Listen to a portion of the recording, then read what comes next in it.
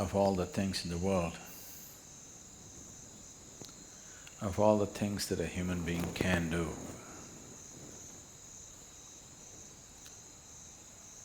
why yoga?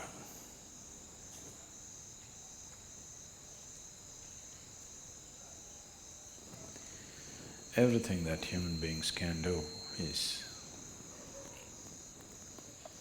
essentially an expression of who they are. Somebody sings a song, somebody dances, somebody writes a book, somebody paints a picture. Whatever else we do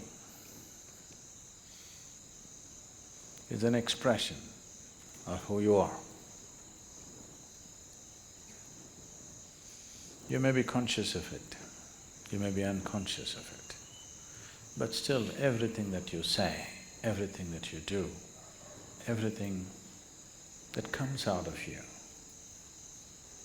is essentially an expression of who you are.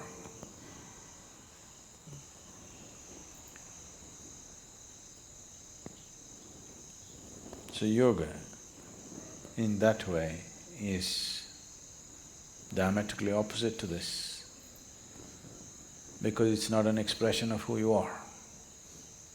It's about determining as to who you are. It's about determining as to what you want to be.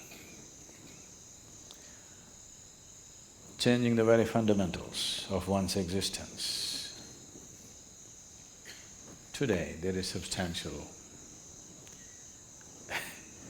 medical and scientific evidence to show that the very fundamentals of the activity of your brain, your chemistry, even your genetic content can be changed by practicing different systems of yoga.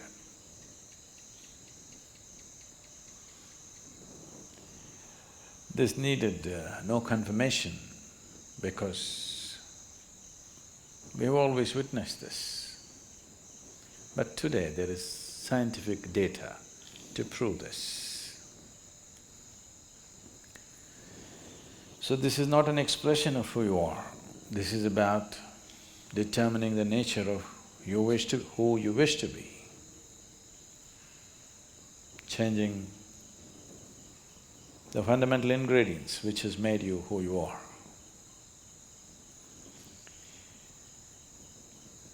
So yoga as a system needs much more involvement than any other things that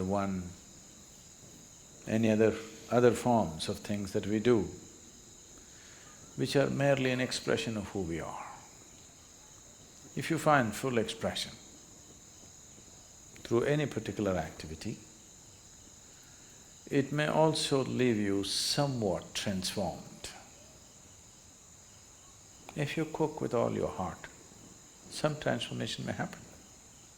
Yes, taking care of a cow can change your life, you know. If you sing with all your heart, some transformation may happen. If you dance with all your heart, some transformation may happen. But that is only a certain impact that is happening because of absolute involvement in a particular activity. But essentially that activity by nature is an expression of who you are. It is not determining the nature of who you are. So when we transform our activity, not as an expression of who we are, because who wants to find expression like this in the morning? Definitely not, isn't it? So, it is not an expression, it is a method, it is a means, it's a technology through which you can change the shape of who you are, literally also, otherwise also. You can change the very shape of who you really are right now, that can be transformed. Because who you are right now as a person is a combination of things. genetic material, before that, the karmic substance that you carry.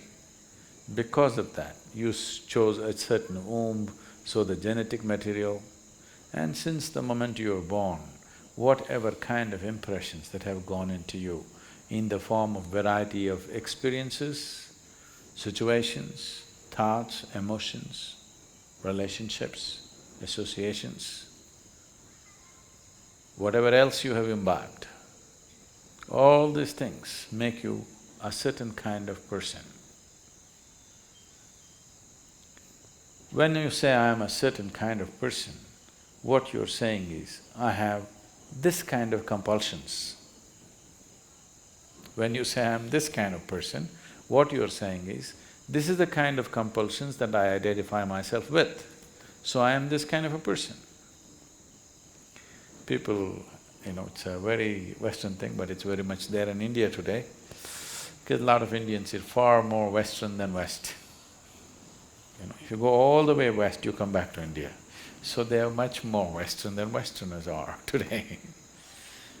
So people say, I'm a morning person, I'm an evening person.